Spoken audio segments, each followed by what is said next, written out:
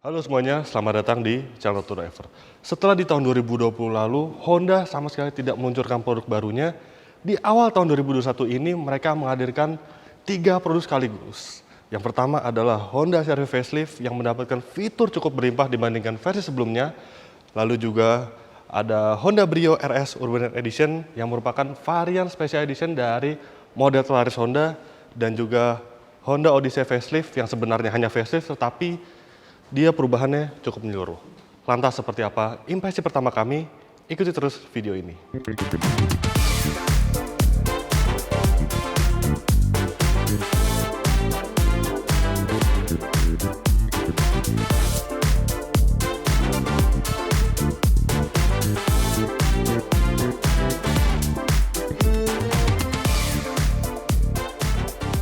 Oke, yang pertama adalah Honda Brio RS Urban Edition. Ini merupakan varian baru dari model terlaris Honda di tahun 2020.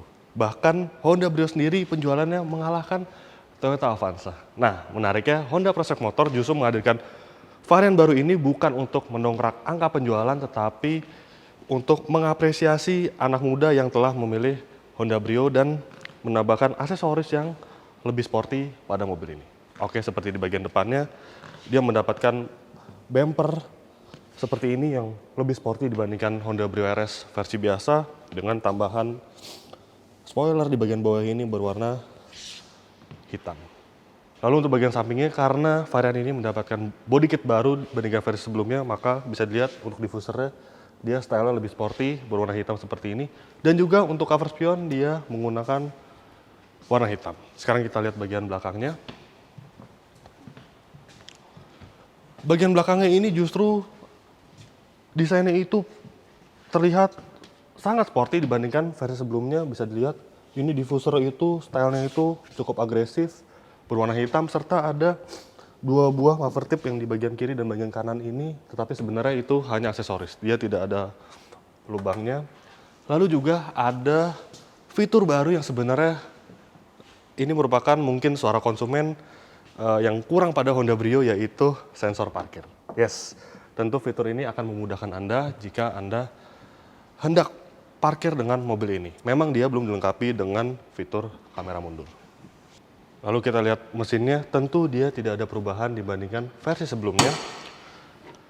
Tetapi kami menilai figur dari mesin ini masih sangat positif. Dia berkapasitas 1200 cc, tenaganya mencapai 88 PS, serta torsi 110 Nm. Figur tenaga ini merupakan salah satu yang terbesar di kelasnya, tetapi juga mesin ini mampu menghasilkan konsumsi bahan bakar yang baik. Kami sudah mengetes konsumsi bahan bakar Honda Brio bermesin 1200 cc ini. Untuk konsumsi dalam kotanya dia menghasilkan angka 15,1 km per liter, sedangkan untuk rute tol berhasil mencatatkan angka 20,5 km per liter. Untuk bagian interior sendiri, Honda Brio RS Urban Edition ini tidak ada perubahan dibandingkan Honda Brio RS versi biasa. Dia masih sama persis. Dia untuk posisi setir ini dia masih sangat menyenangkan, meski dia hanya dilengkapi dengan rail steering saja. Tetapi untuk berbagai postur tubuh ini kami rasa masih sangat menyenangkan. Lantas untuk pembaruannya salah satunya adalah tersedianya apar di bagian bawah dari jok kiri ini. Nah, untuk mengetahui review lengkap dari Honda Brio RS, Anda bisa klik linknya di atas. Sekarang kita akan lihat Honda Odyssey facelift.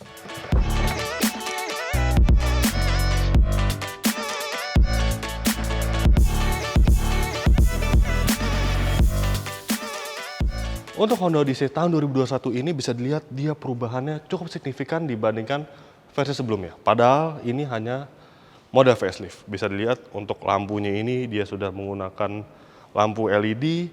Dia desainnya seperti model-model Honda terbaru seperti Honda Accord. Lalu yang paling kentara adalah grillnya ini dia tidak lagi menggunakan garis satu yang model chrome. Dia kini menggunakan garis-garis banyak seperti ini dan dimensi grillnya ini lebih besar dibandingkan versi sebelumnya. Lalu juga untuk bagian bumper dia kini memiliki aksen hitam seperti ini, dan juga untuk fog lamp dia menggunakan LED. Secara keseluruhan Honda Odyssey ini tampil lebih tegas serta lebih berkelas desainnya. Nah, untuk bagian sampingnya dia memang perubahannya tidak sesignifikan dibandingkan model depannya. Oh ya, saya lupa menyebutkan Honda Odyssey ini kini dilengkapi dengan lampu sein LED sekuensial yang mirip seperti model Lexus ataupun Audi. Nah, kembali ke bagian samping, dia perubahannya ada di bagian velg ini. Dia kini desainnya berubah dibandingkan versi sebelumnya dan menggunakan warna dual tone seperti ini. Lantas untuk bagian belakangnya, lampu belakangnya ini berubah, dia sudah full LED serta sama seperti bagian depan, dia dilengkapi dengan sein LED sekuensial. Tentu bagian belakangnya ini terlihat lebih sporty, juga lebih premium. Lalu ada fitur baru juga, dia sudah dilengkapi dengan power back door serta kick sensor seperti ini. Jadi membuka bagasi tentu lebih mudah ketika Anda membawa barang yang cukup banyak. Untuk mesinnya dia tidak ada perubahan, dia masih dilengkapi dengan mesin berkapasitas 2400 cc dengan teknologi Earthdreams teknologi iVTEC 4 silinder yang mampu menghasilkan tenaga 173 PS serta torsi 225 Nm. Untuk transmisinya dia dilengkapi dengan automatic CVT serta berpenggerak roda depan. Ada satu fitur baru pada mobil ini yakni reservation lock. Jadi ketika Anda hendak mengunci pintu mobil ini dan terburu-buru, Anda tinggal menutup pintu dan menekan tombol kunci seperti ini. Anda bisa bergegas berjalan dan bisa dilihat mobil akan mengunci sendiri. Tentu fitur ini akan sangat berguna ketika mungkin dalam kondisi hujan misalkan, karena mengingat mekanisme dari sliding door itu cukup memakan waktu untuk buka tutupnya. Ini dia bagian yang menjadi ciri khas Honda Odyssey, yaitu bangku baris keduanya ini. Dia sangat leluasa untuk ruang kakinya ini. Untuk maju mundur itu jika tidak ada penumpang di bagian belakang, kita bisa memundurkan bangku baris keduanya sejauh mungkin dan bisa dilihat ruang kaki yang dihasilkan akan sangat lega. Tidak hanya itu, dia juga dilengkapi dengan footrest seperti ini. Nah, tentu ini akan menambah kenyamanan Anda ketika ada di baris kedua. Tidak sampai di situ, pengaturannya masih banyak lagi.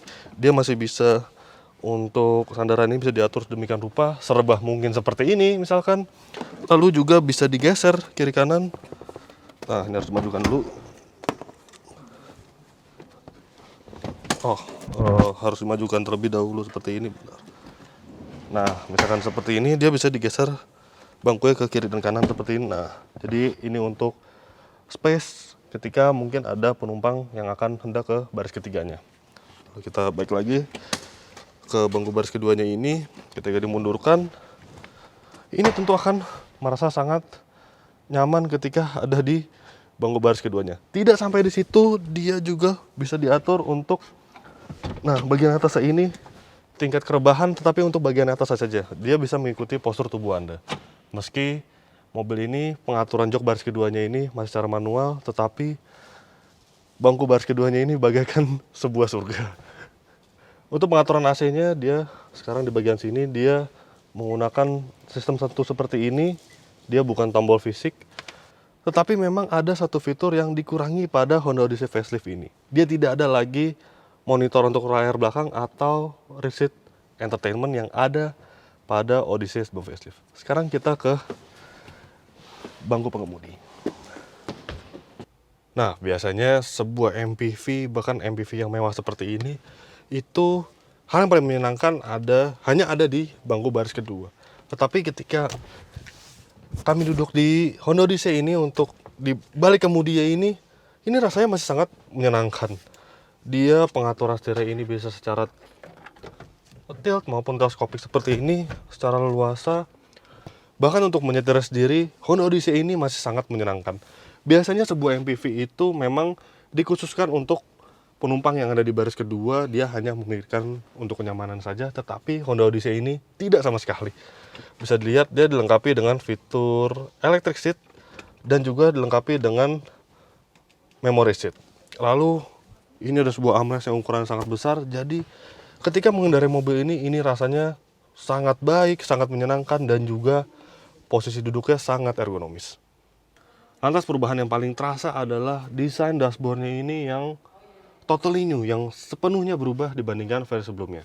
Dia dilengkapi juga wood panel ini yang kesannya berkelas, tetapi ada satu kekurangan yang kami temukan, yaitu material dashboard ini dia menggunakan material yang sedikit keras, dia bukan material soft touch. Lalu juga untuk kisi-kisi AC-nya ini dia kini desainnya minimalis sehingga menghasilkan kesan premium pada Honda Odyssey ini. Head unitnya dia juga baru, desainnya baru serta sepenuhnya baru. Dia ada berbagai fitur, salah satunya fitur baru adalah kamera 360 derajat. Lantas untuk instrumen clusternya ini dia tentu sedikit familiar dengan salah satu model Honda lainnya yaitu Honda Accord. Jadi dia bisa dikatakan setengah digital dan setengah analog. Untuk bagian RPM ini dia menggunakan layar TFT digital, sementara untuk speedometernya dia masih menggunakan teknologi analog. Lalu untuk penyimpanannya sendiri dia masih sangat luasa, dia ada di bagian tengah seperti ini, lalu juga di bagian tengahnya ini, dan bisa diatur ketinggiannya seperti ini. Nah, ini yang cukup menarik dari sebuah Honda Odyssey. Lalu juga ada 2 buah cup holder untuk menyimpan minuman. Tidak sampai di situ, dia juga dilengkapi dengan sunroof. Lalu untuk pengaturan AC-nya ini dia sama seperti bagian belakang, dia sudah 2 zone, tetapi dia pengaturannya itu secara touch atau secara sentuh seperti ini. Untuk lingkar kemudi ini dia desainnya baru, dan yang paling menarik adalah di bagian kanannya ini selain cruise control dia juga dilengkapi dengan adaptive cruise control. Yes, karena Honda Odyssey facelift ini sudah dilengkapi dengan Honda Sensing yang termasuk fitur radar canggih seperti road departure mitigation system, lalu juga forward collision mitigation, lane keeping assist, dan juga adaptive cruise control. Lantas untuk bagian kirinya ini dia dilengkapi dengan tombol pengaturan audio, lalu juga terdapat 2 buah pedal shift. Oke, sudah puas membahas Honda Odyssey, sekarang kita beralih ke Honda CR-V.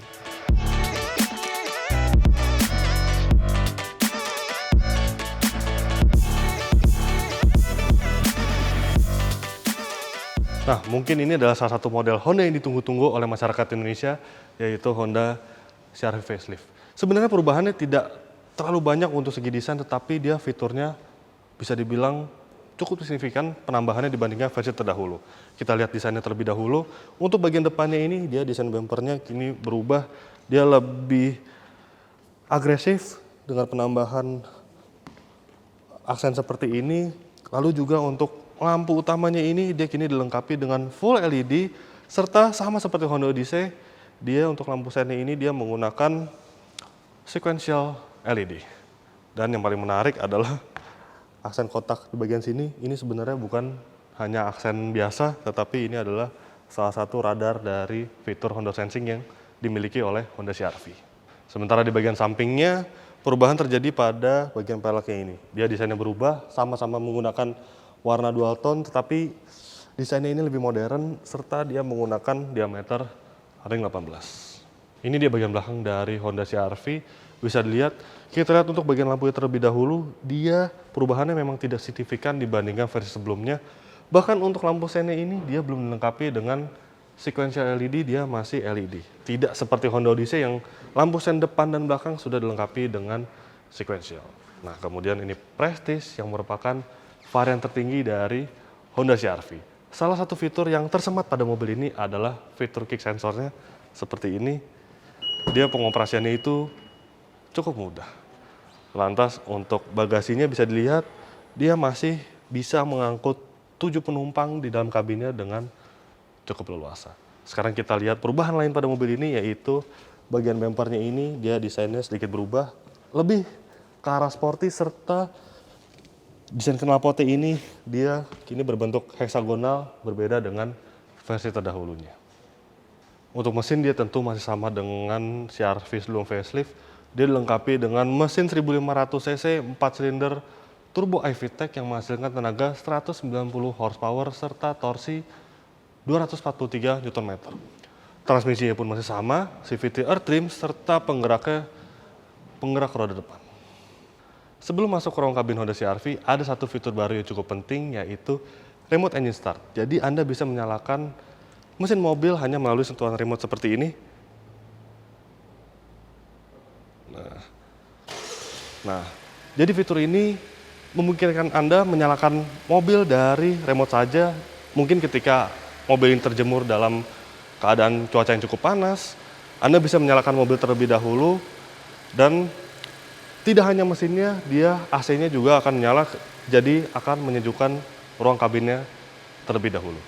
Untuk bagian interiornya memang bisa dilihat dia perubahannya tidak cukup menyeluruh dibandingkan versi sebelumnya. Dia desain dashboard masih sama. Di sini dia dilapis dengan kulit. Untuk bagian dashboardnya, secara keseluruhan desainnya masih sama, tetapi ada satu fitur baru yaitu instrumen cluster digital. Ya, ini tentu membuat ruang kabin Honda CR-V ini semakin futuristis. Tidak hanya itu, untuk head unit ini dia juga baru dan dia terintegrasi dengan si sistem instrumen clusternya. Lantas untuk instrumen clusternya ini dia tidak hanya sekedar berganti menjadi digital, tetapi ada juga berbagai informasi penting yang disajikan, seperti untuk informasi berkendara, rata-rata konsumsi bahan bakar, lalu juga sisa jarak tempuh, dan ada juga driver attention assist yang berguna untuk memperingatkan Anda ketika mungkin Anda sudah terlalu lama berkendara dengan mobil ini. Lalu juga ada pengaturan audio yang terintegrasi tentunya dengan sistem instrumen cluster, dan ada juga informasi maintenance. Nah, informasi ini berguna untuk memperingatkan pengendara ketika mobil ini sudah harus servis rutin berkala. Untuk head unitnya ini dia frame-nya itu besar, tapi jika diperhatikan dia layarnya itu sebenarnya kecil dan tidak mengimbangi si bingkai head unitnya ini. Tetapi dia memang terintegrasi dengan instrumen cluster dan juga AC. Nah, AC ini kini ditampilkan lewat layar head unitnya seperti ini.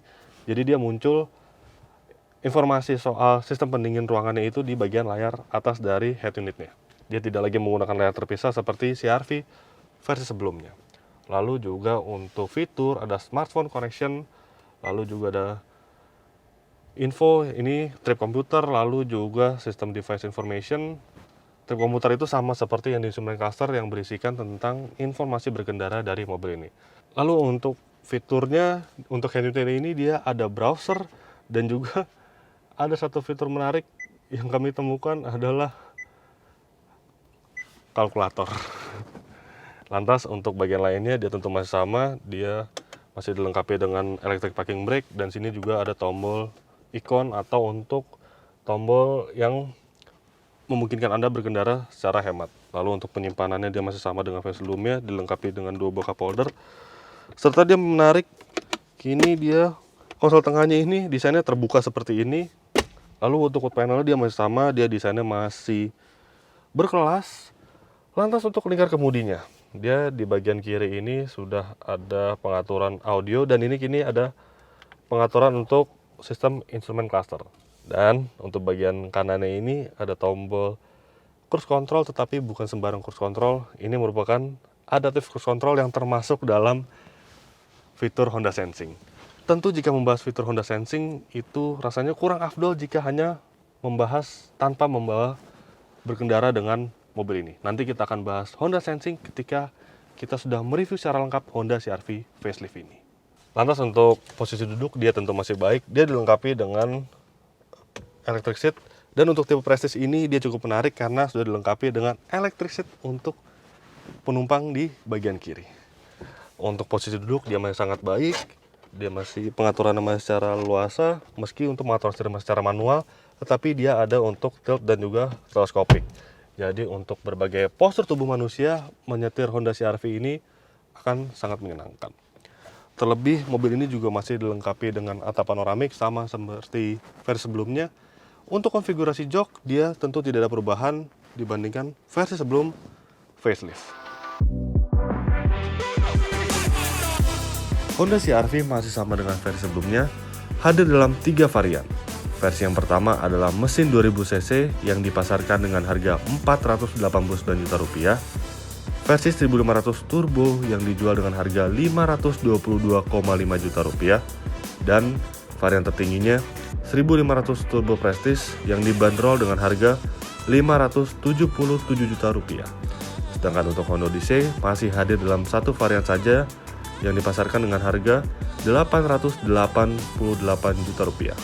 Dan untuk Honda Brio Urban Edition, saat video ini dirilis, harganya belum diumumkan karena masih menunggu skema PPNBM terbaru yang dirilis Maret 2021. Jadi kesimpulannya, Honda telah memberikan 3 pembaruan yang menurut kami cukup positif terhadap 3 model terbarunya. Mungkin pembaruan-pembaruan ini akan menjadi daya tarik untuk calon konsumen tentunya. Jadi begitulah hasil first impression kami terhadap Honda CR-V facelift, Honda Brio RS Urban Edition, dan juga Honda Odyssey facelift. Klik like jika Anda menyukai video ini. Jangan lupa juga untuk isi kolom komentar, subscribe bila Anda belum, dan main-main juga ke website www.autodriver.com. Jangan lupa juga untuk download aplikasi Autodriver di Google Play Store. Terima kasih dan sampai jumpa.